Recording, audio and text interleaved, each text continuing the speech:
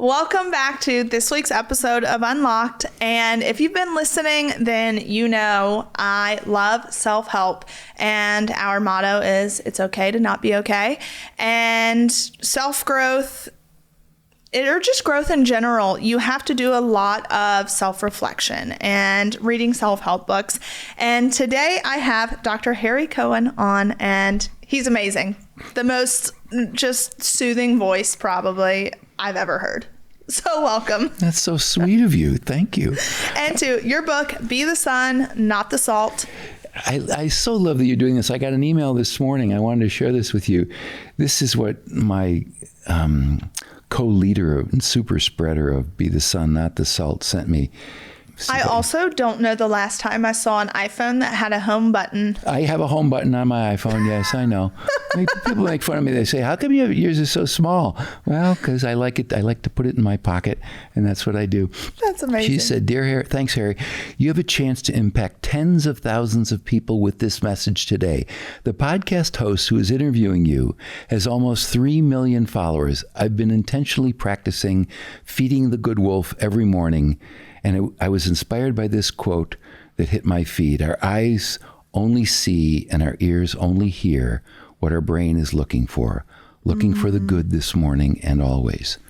You are going to help spread this to the world. Well, I am grateful you're on, because I've listened to you. I listened to you on the Rachel Hollis podcast, and listened to your book, the audiobook. Greatest thing. I love it. And as I was listening, I will say, I'm going to be really honest here. This morning, I was in such a slump. And as I was finishing listening to your book, all I could think about was like, yeah, this is great and all, but like, you're pissing me off because it's so positive. It's so like happy-go-lucky, like, just put out what you want to get. And it's not that easy. So what did you do this morning? I continued listening. And then I got a really awesome phone call. So I was like, maybe.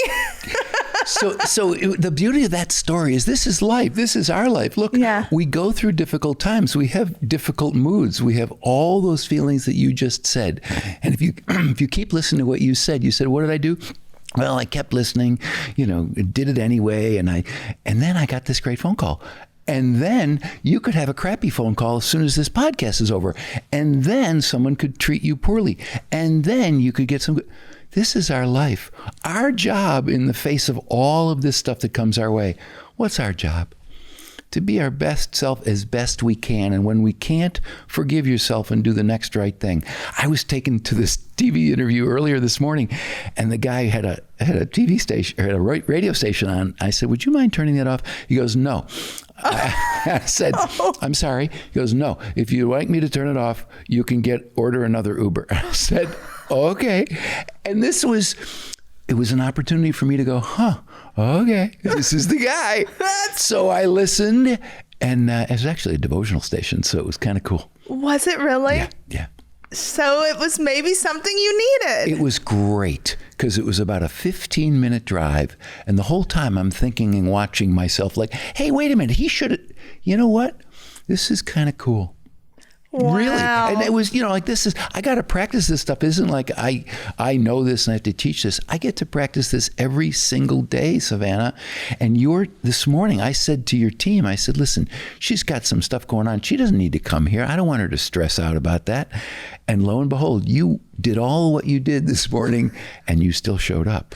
Hey, that's the thing. You do. You have to show up even when it's hard. See, so you're practicing what I'm preaching, which is show up even when it's hard. Be kind even when you don't feel like it. Go the extra mile, like your friend who brought that food to you when your parents were incarcerated. Yeah. All of that stuff, we can't do it enough. We can do more good, and we can do less of the bad. And what I mean by bad is when we're just less of our wonderful selves, when we're snarky or pissy or nasty. You don't ever know how one little thing could save someone.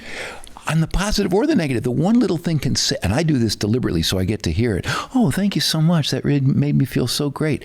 I know that it does. That's why I do it. But the negative, I heard this great phrase recently. There's a scar on someone in the exact shape of someone's words. It's like, oh yeah. You know, the negative stuff that we say and do can be just as, unfortunately, damaging or worse. Without a doubt. Without a doubt. So best we can from now until we croak. Do more to good and less of the bad, period.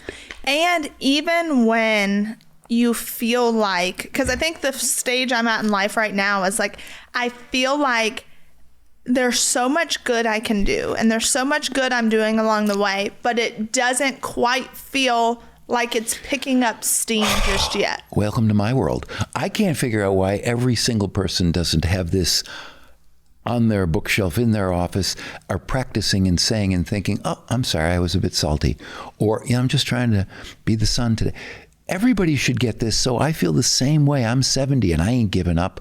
I'm going to keep on doing this. My gosh, are you really? Yeah, of course. You look great. You say that with like surprise. Like, why? That's because I eat right and exercise. Yes, I did listen to that. You're like like when it comes to your body, you're like no dairy, no. Well, big fiber guy. Yeah, vegetables. So you listen to that Rachel podcast. She takes care of herself. We got it. I was telling one of your peeps here, just take care of yourself. It's like money in the bank. Over time, compound interest grows, and it's like, how come I have all this money? Because you saved it over many years. Well, how come I'm in good health? Because I exercised and ate right for my whole life. Well, how come you're a happy person? Because I'm kind to others. I mean, this stuff it compounds. But Savannah, don't give up. I ain't giving up. Eventually, more people will get it. You do get it. You're doing a lot of good in this world from your platform. I'll be there to support you in 100 ways. I just discovered who you are. I had no idea. Thank you. I had no idea because I go over with my publicist. I love that. I had no idea who you were. And that's great. And I listened to your most recent podcast in the coffee shop down the street. And then your team was telling me who you are. And I'm like, wow, how cool. But most importantly is how you treated me. You showed up this morning with such a great attitude.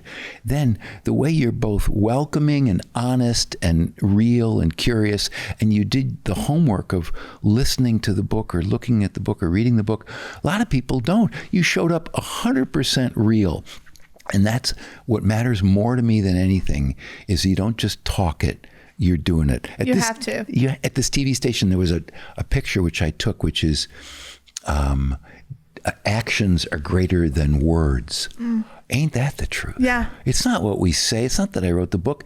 It's if I'm not treating people well and treating myself well. I think too, a big part of your book and everything that you stand for is also when I was listening to it, it's like the things obviously you're told as you grow up of like, people will be drawn to you and want to be around you. People will be more effective in every role you play. It's all these things that you hear growing up. But as you become an adult, I just did this therapy, 2 weekends ago with my boyfriend. And in one of the sessions, they showed a sculpture that was at this Burning Man concert. And the sculpture was of like two adults with their backs to each other. Mm-hmm. And then inside of those two adults were two children facing each other screaming.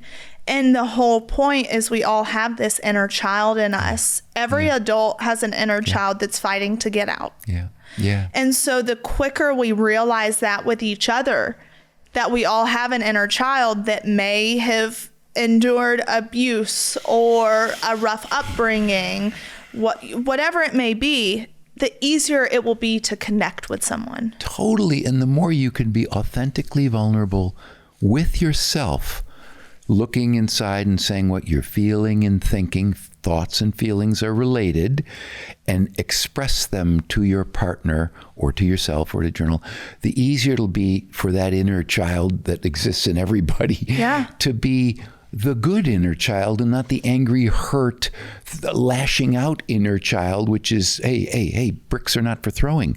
But every kid wants to throw a brick sometimes, but you got to know, well, what's going on? Why are you so angry? And if you can understand that for yourself and share it with your partner, here's what's going on. It's really embarrassing that I'm feeling this way. I don't like the way I look. I don't feel good about this, that, or the other. I'm embarrassed to even say this, but that's what's going on. And I'm filled with embarrassment, sweetie. Wow. You immediately feel connected to that person who then says, I got you. I love that you shared that with me. Don't hide that stuff from me. I got you. I dated a guy and his mom, I will never forget. This was like my first real relationship. And the one positive thing I left with was his mom telling me, Savannah, because I've always just had trauma I had never worked through. And I was just, it was I could lash out at you. And she was like, Savannah, no one can ever argue with a feeling. So when you say, instead of accusing someone and saying, you did this, you did that, why not say, hey, when you did this, it made me feel like this. Simple sentence. It made me feel. And if they can argue with that, it's not going to look too good on them. No. And by the way, these very simple rules that you can follow to have a healthy relationship, they're not complicated. Know what you feel, say what you feel. Yeah. And listen to what the other person feels and ask a question about it. You can have a conversation and a dialogue, and this lashing out business is bullshit. You don't want to be doing that. That's not how people communicate. And if you can communicate as true, good friends and, lovers and colleagues, well, that's where it's at. And anybody can learn to do that a little bit better. I'm 70. I've been married 45 years in August. I just learned to say this sentence. Honey, is there anything you need for me to do for you today? Every day. Now, why did it take me this long? Why did it? Because we're dumb. We're constant learning machines. I'm not done learning. I want to learn more stupid stuff that I do and do better, smarter stuff. I say that now every morning. And, when I'm traveling, there's nothing I could have done for her today. But it's such a great is there an emotional way I can show up for you today? Yeah. It's not even just a physical, let's check this off the box. That's deeper. Is there an emotional way that I can show up for you today? Now, I'm not ready to say that yet. Okay. Now, I know it's great. Okay. But I will occasionally now, from this conversation, say that to my wife, Jan. Now, I know what the real answer is, which is, show up the way you do when you're my good partner, be loving and be present and be conscious and be aware and all the things that we should already know, but sometimes we forget, I'm gonna be late. Hey, just as a heads up, is there anything I can pick up at the store? Or what do you want to do for dinner? I can pick up some salmon. That's real easy to do. It's just as easy to not make that call, to not send that text. This insight of late has hit me why don't people get this? Because it's easy to not do it. Yeah. It doesn't matter. I'm married 45 years. Yeah, she's not going to leave me. I can be. Complacency, letting relationships slide, letting anything be mediocre. That's what I think all of us have pulling. I don't feel like getting out of bed. I don't feel like doing that. I don't feel like. And then we get to say, you know what? I'm gonna go do the next right thing after I do the dumb thing. Yes. And I want to get better. I'm not done yet, even though I'm on the far end of my life. I want to do as much good as I can by being good, and everybody wins. Right? Like everybody wins. If I can be just a tiny bit more kind or a tiny bit less of a dick, it's great. Yes. Right? Just a tiny bit. Just a little. See, this is why I want people to get this and then practice it. I don't have to do anything. You don't have to be a different person. You don't have to take a course. You don't have to work at it. You just have to be mindful of this morning. Oh yeah, right. Yes, that's a big thing, is being very mindful. And also you talk about creating boundaries. And that was the one that it was funny, kind of in the midst of my being pissed off at your books. I'm like, this is just like a fairy tale fantasy of like, life is not this way right now. And then it came to the point where it was like, you have the right to create boundaries and not have that person in your life, to end that relationship. We literally were talking about this. I think it's with Leah. Your assistant. Okay, yeah, Leah or Aaron. Yeah. I said, open up to any page, and it was the chapter, Don't Hang with Cilantro. She has the gene which makes cilantro taste like soap. I've heard that. Exactly. It's crazy. I love cilantro. Right. So you don't have the gene. Yeah. She can't eat it. Certain people are like cilantro for us. We shouldn't have them in our life.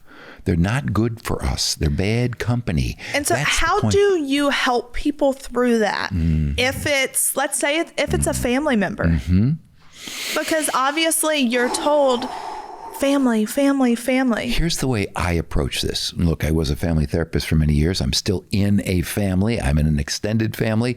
I understand this. I practice this. Healthy boundaries means like a door on a bathroom. It can be closed. It can be locked. It can be left ajar. You can have a healthy boundary with a family member that is a cordial relationship. You don't have to call every week. You don't have to talk every day. You don't have to see them frequently. I'll see them at the event. I'll talk on the birthday, but I'm going to create a healthy boundary so that they're not in my life. I'm still their family member. I'm still part of the family. I'll be kind and respectful and thoughtful, but I'm not going to make them part of my life if they're not good for me.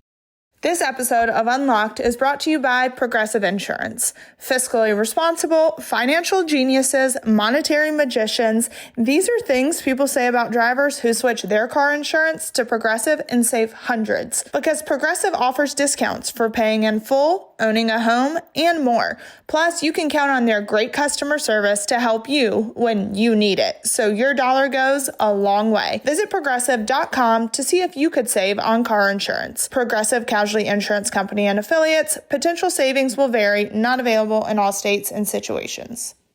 If you've been following me on social media or you've been listening to my podcast, Unlocked with Savannah, then you know I am obsessed with Nutrafol and I have used it for years. I don't know if you watch our show, Chrisley Knows Best, but oh my goodness, my hair went through quite a few transformations, some being a pixie cut. And when I had that pixie cut, my hair had to grow out. That's where Nutrafol came into play. Nutrafol is the #1 dermatologist recommended hair growth supplement brand. Trusted by over 1.5 million people. You can see thicker, stronger, faster growing hair with less shedding in just 3 to 6 months. While many supplements rely solely on ingredient studies, Nutrafol clinically tests final formulations to ensure their efficacy. In a clinical study, 86% of women reported hair growth after taking Nutrafol Women Hair Growth Supplement for 6 months. Start your hair growth journey with Nutrafol. For a limited time, Nutrafol is offering our listeners $10 off your first month subscription and free shipping when you go to Nutrafol.com and enter the promo code UNLOCKED. Find out why over 4,500 healthcare professionals and stylists recommend Nutrafol for healthier hair. Nutrafol.com, spelled Nutrafol.com, promo code UNLOCKED. That's Nutrafol.com, promo code UNLOCKED. With family members, as you were saying, you can have those healthy boundaries. Yep. You can say, you know, it's not healthy for me to have you in my life. Well, now that's a heavy statement. You say that out loud, it's like a big deal. That's an atom bomb. You don't have to make the pronouncement unless you're willing to. I don't want you in my life whatsoever. That is a decision you're free to make. That's a door that will be slammed and locked shut. Unless you're going to do that, you can have other healthy boundaries. No, Mom, it's not best for you to come over today. Or, you know, why don't we get together next week? Or, hey, sis, yeah, that date isn't good. How about whatever? Yeah. So, you know, you really want to protect your roots. If you're a plant, if you have a kid, you want to say, do you really think so-and-so should be coming over? You know what I mean? Think of yourself as someone very, very important. Oh, wait, you are. And who do you want in that person's life? People who are good for that person, not people who are going to tear them down or make them feel like crap. As best you can, you have to be mindful. Is this company good for me? Is this relationship good for me? Is this in-law good for me? And then you have to finesse. Here's how I handle it. And don't get heavy-handed, with a light touch. Mm-hmm. See, that's hard for me. I'm like all or nothing. I know. 0 to 90. So you will learn over many decades. Oh, no, I'm trying. You will learn over many decades. You'll get there, but don't go zero. Just go slow and steady wins this race. You're not wrong, Savannah. Your motive is pure. You really are a good person. I know that about you. So you follow that motive, do the thing that you go, I think I want to do this. And then you can look back and you go, I think I handled that well. Good. Do it again. You know what? I think I was a little heavy-handed and harsh. Okay. Mm-hmm. Be a little light-handed. You can make it a change at any moment. And that's the thing in life. It's not just because you did it one way doesn't mean you have to do it that way forever. Exactly. And I want to be learning.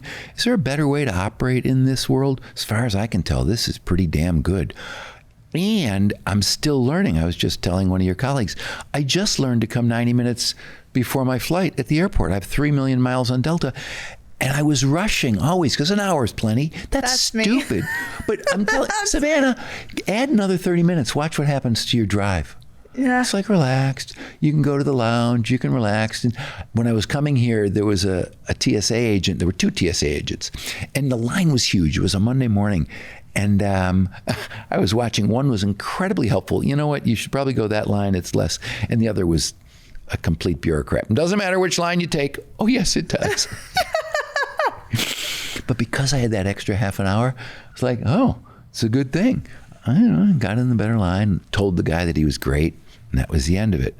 I want to learn better ways to live, and I ain't done. I just had a conversation with a group of people the other day, and I kind of gave them an option. I was like, hey, instead of, it was with this business, and I said, instead of having these smaller bonuses throughout the year, would you rather those smaller bonuses, or would you rather the opportunity to have a week of self-help to better yourself and to, just give you the tools that you need? And one of them was like, no, like I want the money. And I'm like, okay, I understand that. And the other goes, oh, that's a tough one. He was like, it's not about the money. It's about me knowing I need to do the work and being scared to do the work. Ooh, that's honest. And that's then really honest. Another woman said, I would absolutely love that. I always want the opportunity to be better and do better. And you see this because you work with big corporations. Yeah. And so what would you say, maybe your book, the words in it, the impact that it has on businesses and business people? So for leaders and people, and I've talked to thousands, the ones who embrace it and get it is, this is common sense, but it's a great reminder, mic drop. That's all you need. You don't have to, this is a lot of work. No, it isn't. When the CEOs or frontline personnel can say, it's so helpful and accessible. Thank you for writing this book. It makes me aware. I'm done. That's it. So it's not complicated. If you make it complicated, people aren't going to do it. If you make it hard, people aren't going to do it. They can do this. They can smile at a stranger. They can greet someone. They can apologize. They can make a mess and then clean up the mess. They can not say the snarky thing that they're thinking. They can do the hard, difficult thing after they go, I don't feel like doing it. That's the cool part about this. You get another moment. It's like, okay, I get to do it all over again. I think that the impact in corporations and businesses and in life is profound. That's what people have told me. That's what I see. And I just want more people to get it because it's easy. It's not, well, you're going to need to. No. There's a lot of things my generation has done that I'm like, what are you doing? Mm-hmm. I don't want to be known for this, that, whatever it may be. Right. Just not my cup of tea. Right. But one thing my generation, I feel, has done a great job at is the mental health aspect of things, normalizing it, that it's okay to not be okay. It's okay to ask for help. And I love that. And I think the more that corporate companies look at this, and it's not just a job for someone to come to work 9 to 5. When you invest in your employees and give them the opportunity for self-help and growth, it's only, if you're consumed with your bottom line, that's only going to increase your bottom line. It's so, I mean, look, you and I understand this, and unless the senior leader or leaders understand this in their mind and in their heart, we won't be able to convince them. And that's, just a reality. Some people, these are just cost. All these employees, they're just cost to me. And that's a mindset I can't help. I can only help someone who goes, you're right. Thank you for helping me remember that, as opposed to, oh my God, I don't think we want to invest in our employees' mental well-being. That's you can't change somebody who thinks like that. Mm-hmm. What would you say has been what is a moment that has impacted you the most with maybe someone's life, or someone that maybe was like, you're full of shit, and then, has then come back and said, I'm wrong, or... I don't know. There's so many, I can't even, I mean, literally, there are so many, because, let's just cut to the chase. Honest love is very powerful. So when you tell somebody honestly something, but it's lovingly honest, and they go, wow, thank you for telling me that. I needed to hear it. What more? I mean, and they're different because of it. But anyway, that's what I used to do in therapy, but it's no different with executive coaching or with speaking. When you tell someone, you shouldn't do that, they go, oh man, I know. I need you to tell me that. Okay. So I think that's the biggest thing is, there was an exec that he's a dear, dear, dear friend now. But when I first met him, he was a big shot. And he was like, who are you and why are you here to see me? And, he treated me poorly, and he feels horrible about that now. And yet he changed completely. Not completely. He just let the softer side of his humanity out as a senior executive. And I'm proud of our relationship, and that we went through wow, he treated me like crap. And now we're dear friends. Well, that's because I wasn't going to let him get away with that. Yeah. And yet his wisdom and beauty is, he knows that's not how he wanted to be. I mean, it was a setup. Like, he was told he had to talk to me at the time. This is 10 years ago.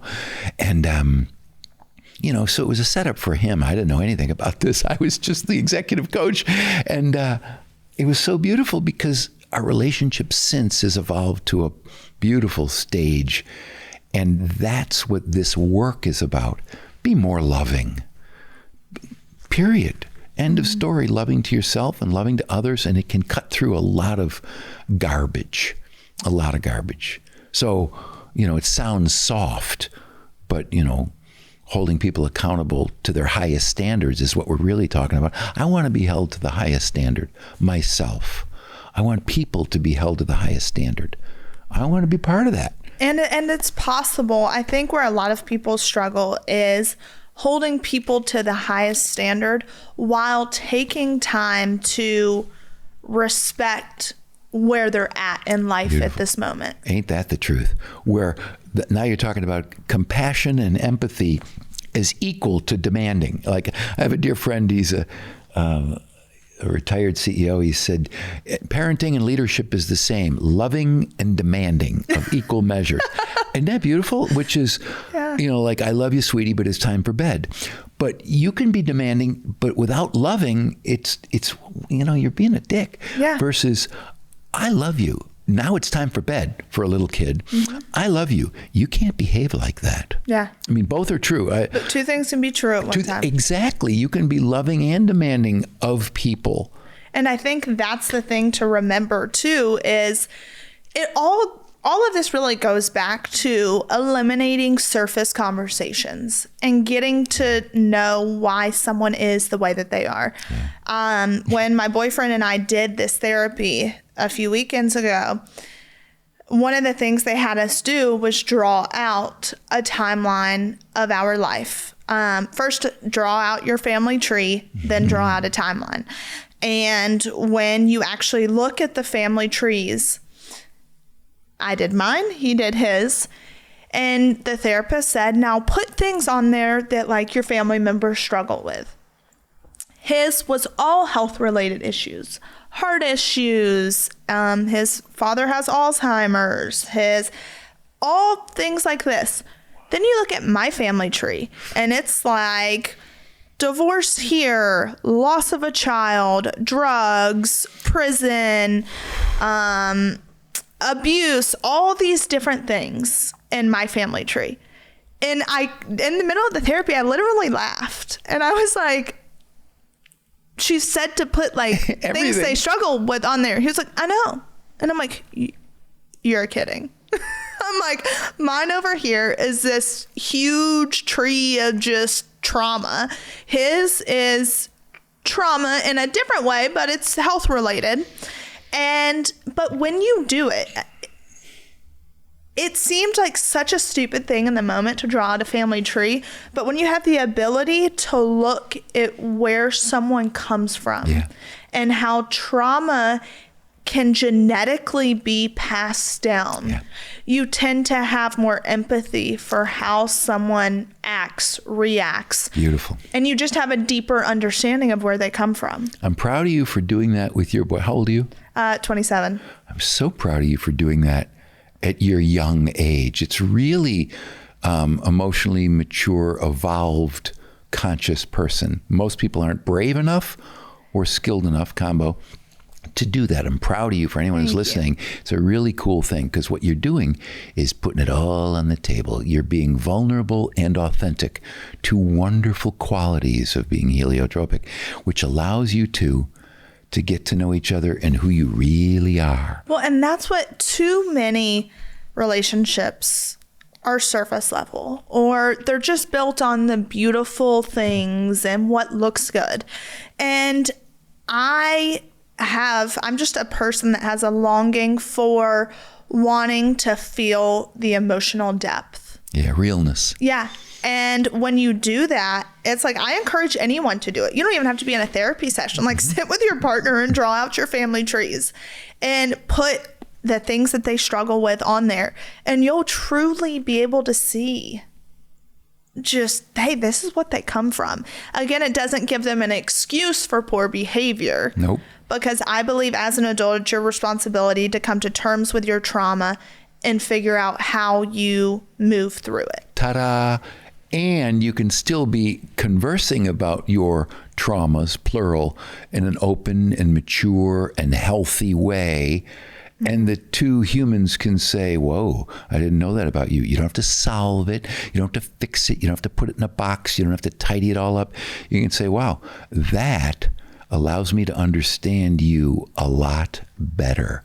Period. It doesn't define you, but allows me to understand what you have gone through and what triggers might show up for you that I'll understand now that I know your history and what happened to you.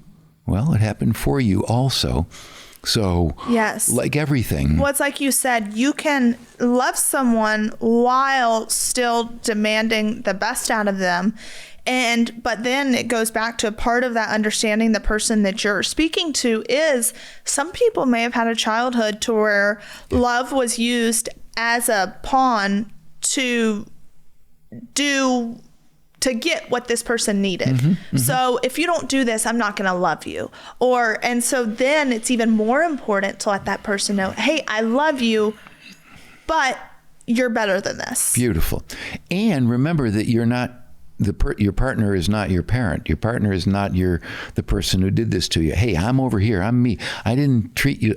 I don't want to treat you like that. It's great that I know that that's what your parent did to you. It's unfortunate. I'll never do that. Yeah. I will not hold out my love as long as you do 6 other things. I ain't going to do that. Beautiful. How would you say your lessons and the things in your book, how has that changed your parenting? Because now you have grandchildren. I don't. No? I wish I had grandchildren. Okay. They're 30. My 2 sons, they're fraternal sons. One of my sons is married in December and just got married. Thank you very much. And my other son, his fraternal twin, who gave the best man speech, he's still looking for a mate. Okay. He's, I'm not going to embarrass him by saying anything else. So my job as a parent of 33-year-olds at this stage, how has this book helped me? Oh my God. My parents have always said the hardest thing is parenting adult children. And I'm still learning. I'm in the learning mode. I want to be the most supportive, helpful, wise, good influence in their lives forever. And just yesterday morning, I spoke with my son about a certain circumstance, about dating and job and stuff.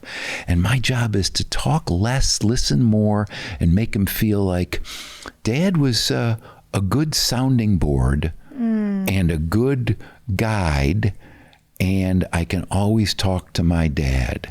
That's what that's the way I want to think about my grown children now. I want to be such a positive influence. I got so much wisdom. My thing is not wanting to hose them down with all that I know and talk too much about, you know what you should do, you know what you should do. I want to just be this amazing force that helps them be better human beings as best I can. And I don't know how to do that other than being loving, not more demanding. But if I think they're doing something stupid, I'm allowed to say, well, I don't think it's wise. And literally, that's what I said yesterday. Yeah. And I hope I did it in a way, well, I know I did, that he didn't feel like I'm telling him he shouldn't, I'm telling him he couldn't, or he's stupid for thinking that way. I want him to feel like my dad's got my back. He believes in me. He believes that I can do anything, but he's not afraid to tell me when he thinks I'm full of it. I want to be that guy. And I'm not done. That's so important. Yeah. I want to be such a wise sage that, they both speak at my memorial when I'm done and gone, that they say really kind words and think about me in that way. Like, my dad gave me a lot. That's what I want. Well, I think you've done an incredible job, because even just listening to your book, having you here today, just your presence, and it truly is life-changing. So thank you. That's so sweet of you. That's so sweet of you. Thank you. Let's help a ton more people. If it was life-changing for you, let's help, I don't know, 1 billion people. So where can people find your book? 2 ways. BeTheSunNotTheSalt.com has tons of free videos and Instagram posts and our podcast and me talking about this stuff. You can order it from Be the Sun, Not the Salt, or you can get it on Amazon. I'd like for everybody to buy a bunch and give them away. We love that. And give them away. And then don't just read it, use it. Open up any page and go, oh yeah, that's a good reminder. I don't know what tomorrow's chapter is, 29th. I think it's just frickin'. I don't know what's chapter 29. What's tomorrow? Let's see. Chapter 29. That's tomorrow. Be an Olympic listener. Exactly. So tomorrow you can remind yourself, oh, that's right. Put my cell phone away. Ask more questions. Be a better listener. And this book and the practice of it can do what you just said. It can be life-changing. Certainly is for me. I'm a better human being, and I was always a good human being, but I'm a little bit better. I talk less and listen more, and I'm not done. That's a key. Yeah. And you can get his audiobook too, which I recommend. I love that. It's $4, I think. Yeah, I love the audiobook. Love it. Listen to you. And you know what? I think we'll end on the last chapter, or the 29th chapter, like you said, listening tips. There's a whole list. Look people in the eye, put away your cell phone, worth repeating, speak less than you think you should, ask short questions, try to learn something, be curious, be respectful, smile, Don't interrupt. Don't talk about yourself. Don't look elsewhere while listening. Don't prepare your remarks while listening. And don't lose your temper. If you practice Olympic listening, you will never lose. I love that. That's amazing. Well, thank you so much, Dr. Harry Cohen, for coming on. Guys, go find his book, Be the Sun, Not the Salt. I love it, and just give it a try. Also, I think this will be great to listen to in the car with your children. That's where you make the most change.